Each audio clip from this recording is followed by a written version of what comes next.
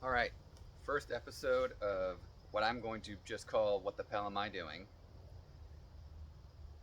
So the first one is a warm up. Now, when you warm up, you probably just want to do what you do normally, just slowly. You don't want to start jerking yourself around because that's how you get hurt. So, what I like to do, just slow, controlled movements.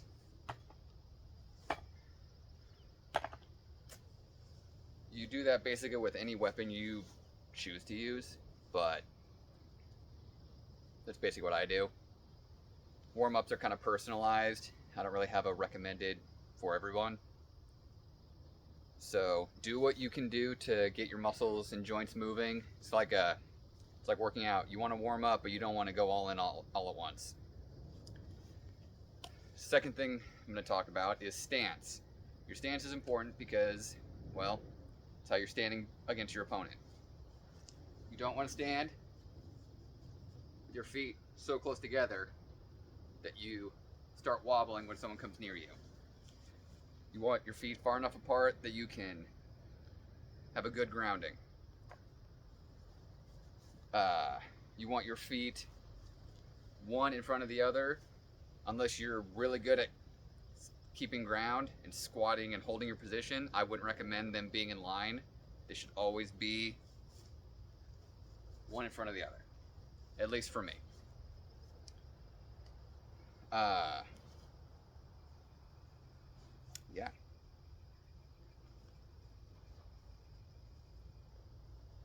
You should also make sure you don't lean. You don't want to be so forward that you're top heavy. And you don't want to be so far back that if someone steps in on you, you fall backwards. You always want to be able to keep yourself grounded. Stay on balance. All right, first thing for new people, or people who just suck at this in general, is the flat snap. What's a flat snap? Oh, it's where you snap your sword flat against their head. Look at that, I taught you something. Your flat snap will start back here. Not here, not here, not out here. Hand against your head, sword pointed back. For newcomers, I recommend your sword leg back, your shield leg forward. When you throw this shot, you will turn your hips, you will put your hand forward, and you will throw the sword. Seems easy, right? Well, a lot of people do it wrong. For instance, the way not to do this is where you hit with the flat of the sword. You don't want the back of your palm pointing this way. You want it pointing at the ground. So what it could look like is if you take your finger, you point at your ear, and when you throw it, you point at your opponent. You go, I am going to hit you. This motion. I am throwing at you. You don't want your arm out. This is bad. This is no. You want it tight. From here, it should look like that. I throw it by putting my hand on the other side of my head. Like that.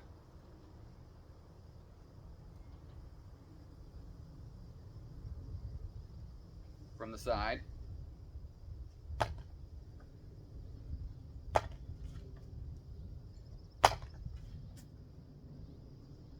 And with that comes the return. After you throw it, don't pull it back.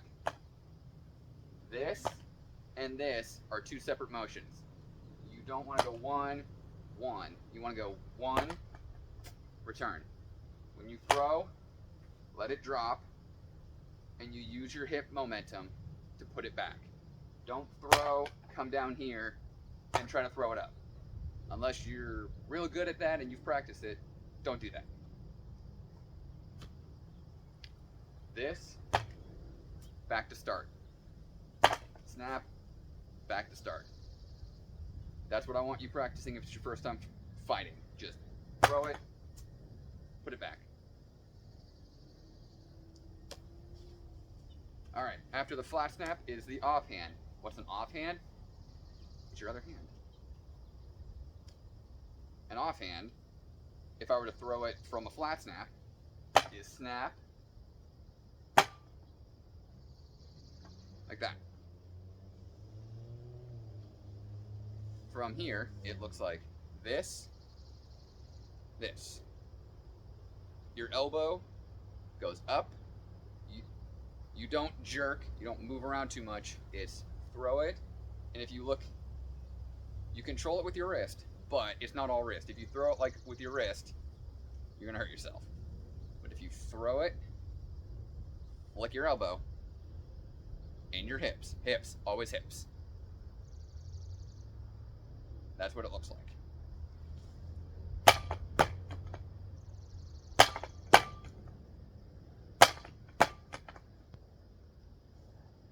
If you want to throw an offhand from the get-go,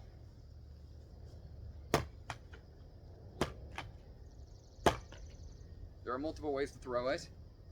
What I will typically do is I will either start to throw a normal shot, so it'll look like this, and at the last second, I just, instead of doing this, I just turn it. So it goes like, so with an offhand, your palm goes up, or the back of your hand goes up, the flat snap is down. So that's how you tell the difference. Flat snap, offhand.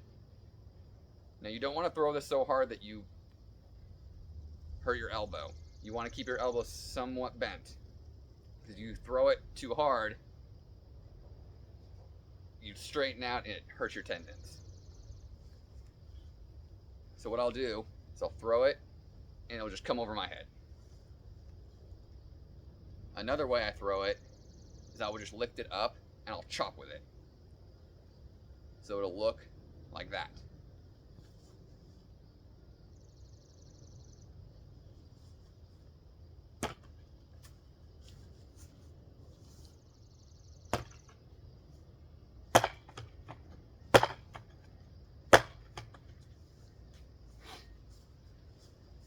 Then you can practice that with your flat snap.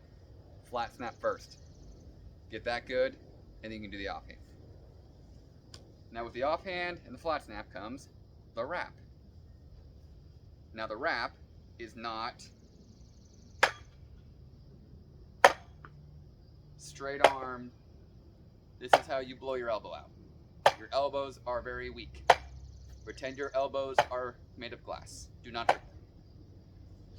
When you throw a wrap, you throw it like a flat snap. You throw it out, but then you turn your hand over to go around your opponent.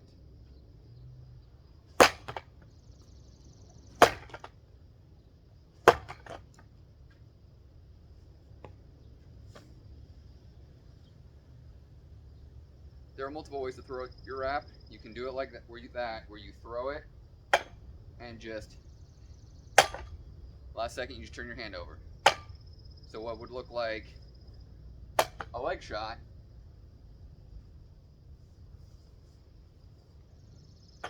you turn over.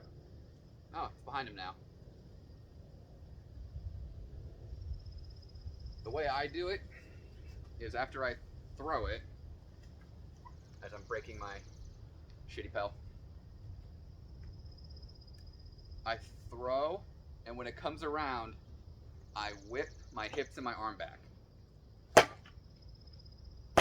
So I throw, almost a whip. The reason I do that is because I'll throw a wrap with a flat snap behind it. If you throw a wrap without pulling back, if you just throw it like this, you have to now, as a secondary motion, pull it back. If you throw it like this and whip it, your hips are already pulled back to throw it again. So remember, throw it and just turn. It's all, again, it's an elbow. Lift your elbow up. Throw it, elbow up. Throw a flat snap, elbow up. Just be careful also not to hyperextend your wrist like this.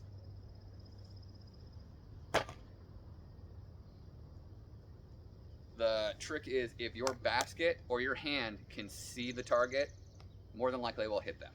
Their shield's up and you throw up, right? If my hand can see their head, I can more than likely hit them. All right. So with that, I want to talk about what I like to do is reverse engineer a shot. What's that? Well, it's reverse engineering a shot. It's where you go from the end to the start. How do you do that? Well, say I want to hit someone on this hip. That's what these tape lines are for, by the way. This is their hip. All right. I want to end hitting them in the hip. How did I get here? Well, obviously, I had to come this way, right? All right. So if I end here, I had to come from here. All right. Did I come from up here? Did I come from down here? So if I'm here, I'm like, okay, I came from, this feels nice. This doesn't hurt. This feels like a natural motion.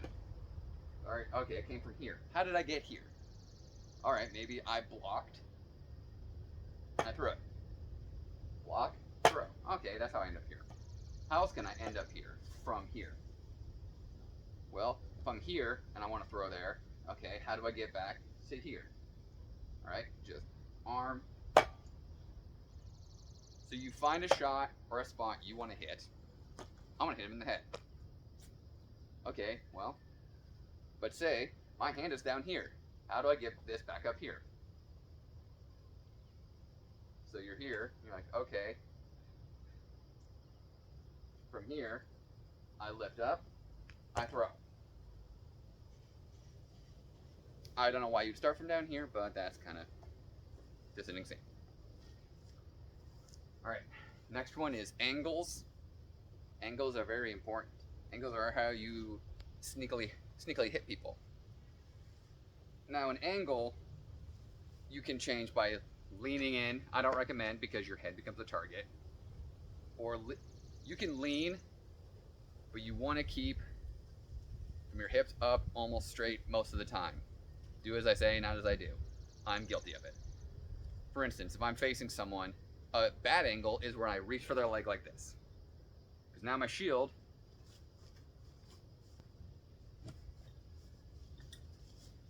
if I don't block, my head's just here. But if I do block, that's okay. Except now if they walk into me, I am off balance and they can tip me over. A better one is bend knees, lean, throw. From here, I'm still upright. I can still maintain balance. I can step out if I need to. From here, if I need to step, all my weight's on this leg. I can't step from here. I now have to step from here. But if they're bowling into me and I step from here, I'm going to be pushed back. So your angles should be upright most of the time, but also comes with footwork.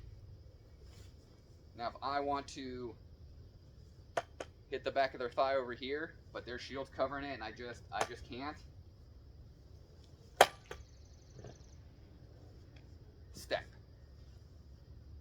A lot of shots should be thrown with a step. If you're like throwing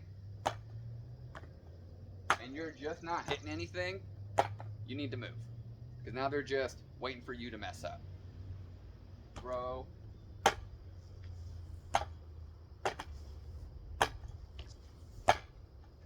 In, out, back and forth. More than anything, you want to go back and forth. If you back up too much, they'll just walk you down more than anything, unless you can outrange them. I like to fight from back here and in their face. So I have a lot of ground to cover from here to here. My angles are sudden and extreme, but you can make them subtle. A little half step.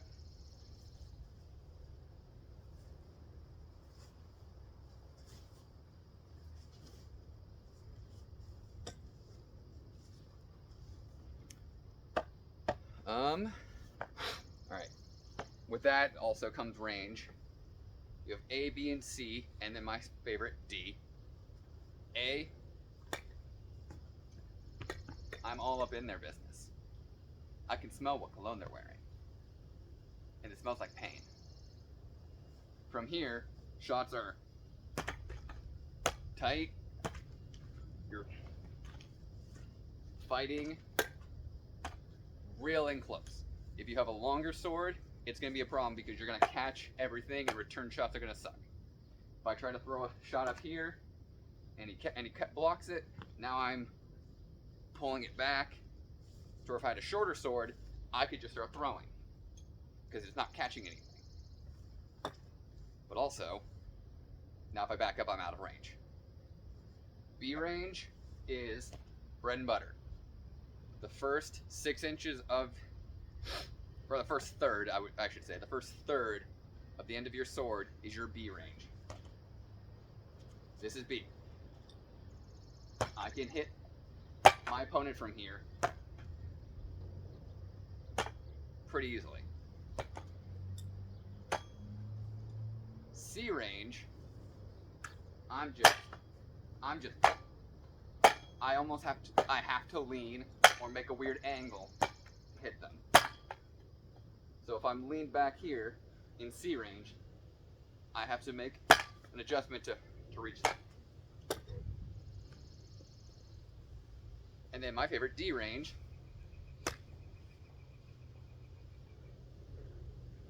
we can't hit each other.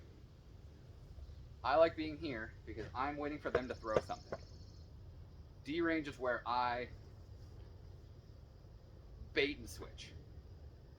I step into C to B, and if they swing on me, I go back to D. Hopefully they have whiffed their shot and miss, and when they do, I can step in. Obviously range differs from swords to spears to axes. That's things for a different day. I'm not getting my spear out of my shed right now. Alright, and for Mr. Brule, who asked for axe tips, I do not claim to be an expert on axes, but I will do my best. So I would say good drills for a two-handed axe are just keeping it moving. Obviously an axe you can just baseball bat swing it. Always a good plan. If they are uncovered and can't block it, you just... What I would prefer to do is I would use it almost like a spear.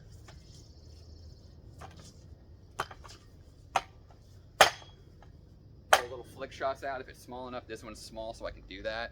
The gigantic Dane axe, you'd want it up, ready. You can block. You want to scare your opponent by keeping the head up high, and then... But for a drill, it is, I would say, just slow work. Work combos into it.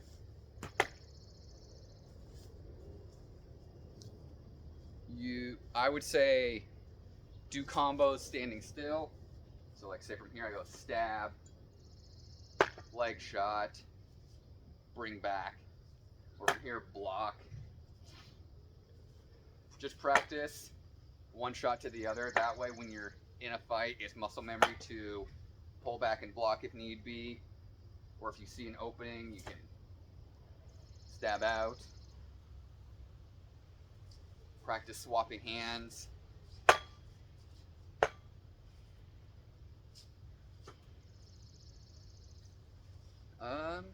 Yeah.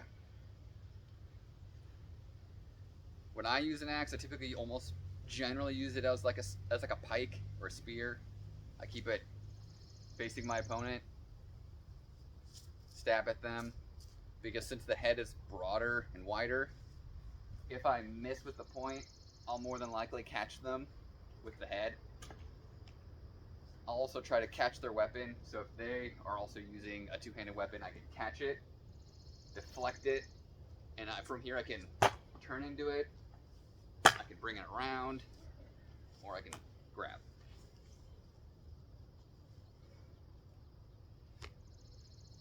Now for the rant portion of this, I would say when you see people fighting a certain way, do not try to copy it right away.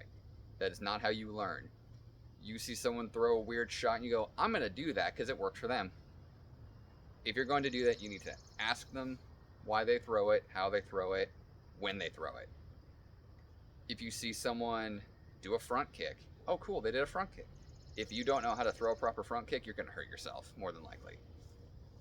So I would say learn the basics and evolve from there. Do not try to be the protagonist right away. You are not.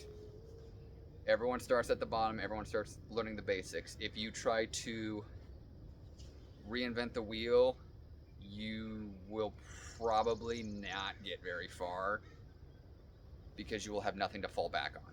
Because one-trick ponies are just that, one-trick ponies.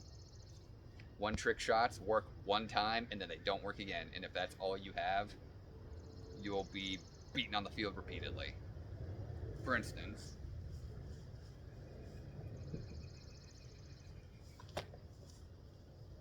what do I like to do? I like to duck. So I will bait someone by opening up. I'll have my shield down, my sword kind of just around, and I'll wait for just a flick of their shoulder, and if they throw, I'll duck, and I'll either crack them in the leg, or I'll duck and come up. That has worked once per fight. I have never had that work twice. Because the moment I start ducking, what do? I duck, and they just step into me, because now I'm getting pushed over. Or, oh, I hold my sword forward, and my shield's back here. Also, my sword leg is forward. So I fight like this. This is what I look like.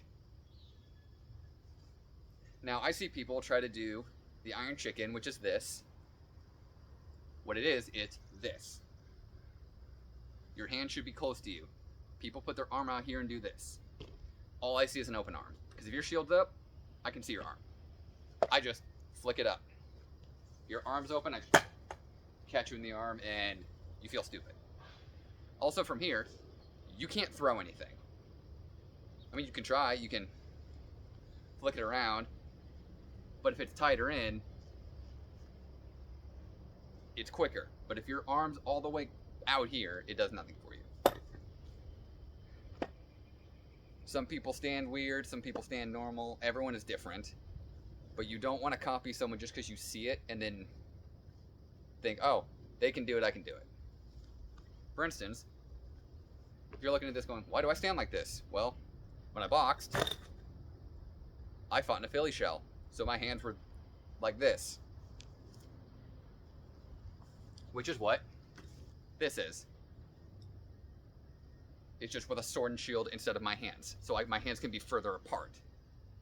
Because if I were to do a Philly shell, I'd look like this, which isn't bad, but I mean, it's awkward.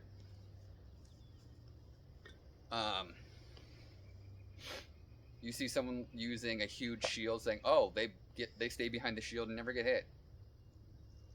Yeah, but can they get around that shield? Their shield is so big that they can't get their arm around it to throw. For instance, this shield, I can mostly get my arm around it. But I have gotten caught on it.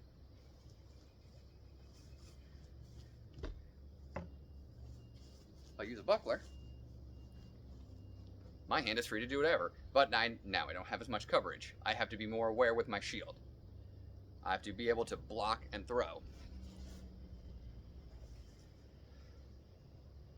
Next time I'll do shield drills, but I think this video is long enough. I will try to not hem and haw as much next time, if anyone has more things they want me to show them. But, yeah, I hope you enjoyed the first episode of What the Pell Am I Doing? That was awful.